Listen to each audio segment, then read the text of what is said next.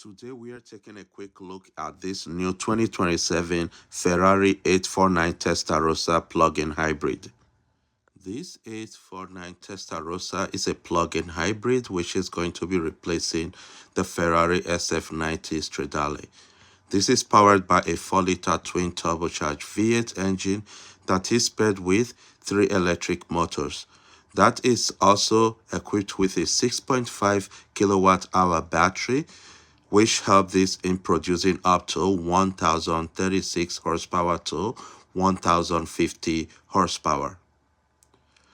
That engine is paired with an 8-speed F1 automatic dual clutch transmission, and the V8 engine alone produces 819 horsepower, and the electric motors produce a combined 217 horsepower. For torque, this produces 621 pound-feet of torque, which is equivalent to 842 Newton meters.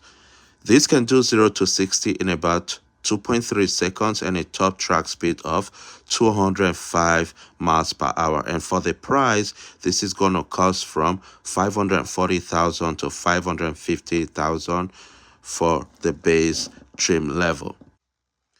The old Testarossa that was produced from 1984 to 1991 was powered by a 4.9-liter Tipo F113 flat 12 engine, and that engine was paired with a rear-mounted 5-speed manual transmission.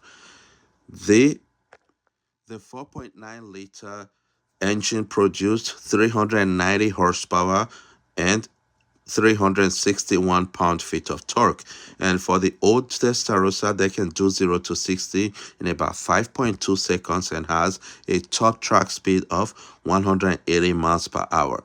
Now, the old Testarossa, over 9,936 were made over the years, so it's not a very rare Testarossa, but there were some limited numbers that were produced over the years. So yeah, it's a great car for people who want to get into a Ferrari, but it's not going to be a Ferrari that's going to hold its value.